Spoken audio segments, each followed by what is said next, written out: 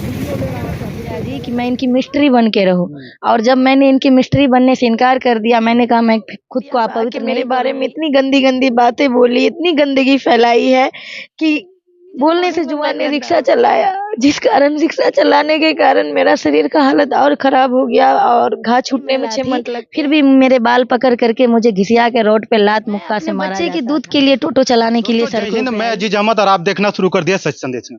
कुछ दिन पहले एक नगमा नाम की लड़की जो है सोशल मीडिया पे काफी वायरल हो रही थी, जो कि टोटो चलाती हुई नजर आ रही थी। अगर आप मोबाइल चलाते हैं, टीवी देखते हैं, तो आपको कभी ना कभी जरूर दिखाई दिया होगा। यही वो चेहरा है जो कि सोशल मीडिया पे काफी वायरल हो रही थी। मेरे खिलाफ नेगेटिव न्यूज चलाया गया, जैसे मेरे पिताजी मर चुके हैं, मेरे जो फादर थे वो डेथ कर चुके हैं और उनका ये डेथ सर्टिफिकेट है जो आप देख सकते हैं। ये उनका डेथ सर्टिफिकेट।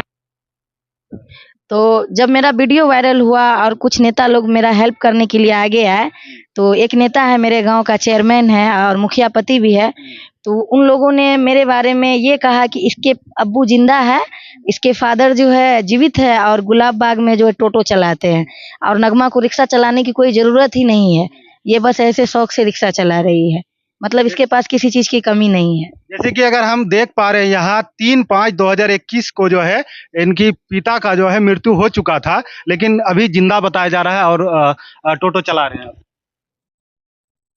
पूर्णिया में टोटो चला रहे हैं। मेरा ये कहना है कहीं जिंदा है तो ला के दीजिए, और ये डेथ सर्टिफिकेट बनाने वाले लोग बेवकूफ़ तो नहीं है कि बना के दे दिए। वो भी हम एक गरीब आदमी है, हम कोई करोड़पति नहीं है कि करोड़ों रुपया खर्च करके कोई पेपर बनवा लेंगे। और टोटो चलाने के पीछे आपका क्या रीजन था? किस वजह से आप मधेपुरा के सड़क पे टोटो चलाना? मैं अपने बच्चे की दूध के लिए टोटो चलाने के लिए सड़कों पे आई, जबकि मेरी बेटी जो है ऑपरेशन से पैदा हुई थी, सीजर से, और कारण ये था कि मेरी बेटी पेट में थी, तभी से मेरे ससुराल वाले ने मुझे ठुकरा दिया था, तो मैंने उसके ऊपर केस भी किया, तो केस के प्रेशर में आके ही वो जो है बोले कि मैं इसे रखना चाहता हूँ, रखूँगा। और जब भी मैं उसके यहाँ रहने गई तो मुझे इतना मारे कि मैं हॉस्पिटलाइज हो गई। इनफैक्ट कि मेरी बेटी भी जब पैदा हुई तो हॉस्पिटल में मैं भर्ती ही थी, एडमिट थी, तभी मेरी बेटी हॉस्पिटल में ही हुई।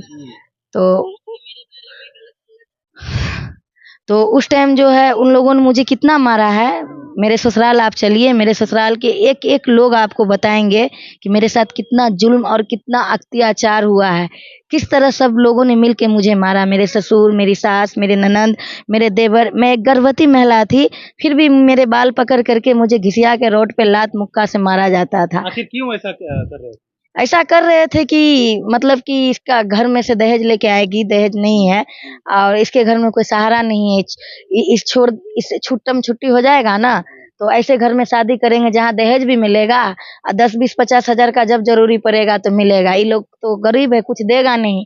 शादी करने से पहले दहेज वगैरह का बात हुआ? नहीं, शादी करने से पहले तो कहता था प्यार करते हैं, मतलब हम मैरिज हुआ?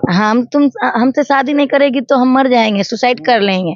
इनफैक्ट मेरे साथ फिजिकल रिलेशनशिप भी बना लिया था और मैं अपनी इज्जत आबरू के लिए उससे शादी की, क्योंकि मैं पढ़ी लिखी हूँ, मेरे हस्बैंड पढ़े लिखे नहीं है, LKG से स्कूल से भागे हुए, और मैं MA की छात्रा हूँ। MA मेरा कंप्लीट हो जाता, लेकिन मेरा एक्सीडेंट करवा दिया गया एग्जाम वाले दिन, जो आप देख सकते हैं, और एक्सीडेंट के कारण जो है मैं एग्जाम में नहीं जाके बैठ सकी और मेरा पढ़ाई अभी छूट गया है, और मेरा पढ़ाई छोड़ने का क्रेडिट जाता है मेरे जीजाजी परवेज आलम को, उप चेयरमैन और मुखिया पति जो है, तो उनको जाता है सारा शेयर कि उन्होंने मेरी पढ़ाई छुड़वा दी और आज मैं दर दर की ठोकरें खाने के लिए उनकी वजह से बेबस हूँ, और मेरा यहाँ कोई भी काम वो नहीं होने देते हैं।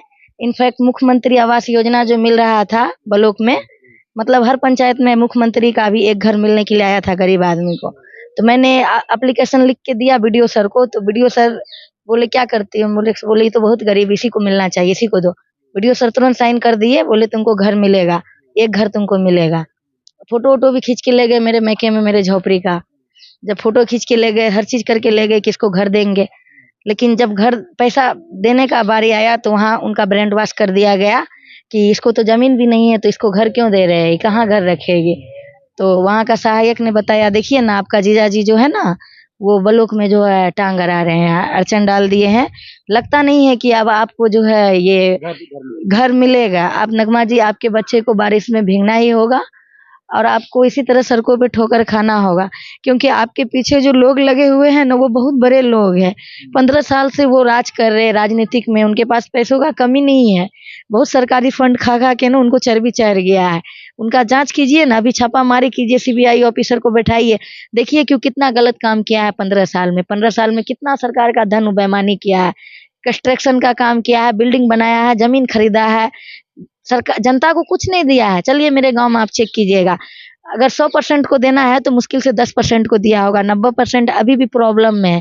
इस कारण मैंने मुखिया से चुनाव भी लड़ा था 2021 में, और मेरा छाप था कलम दवा, और मैंने नारा रखा था कलम दवा थे शिक्षा की निशानी, और शिक्षित नगमा लिखने आई नई कहानी, मौका दे बदलाव लाएंगे, कुछ नया करके दिखाएंगे।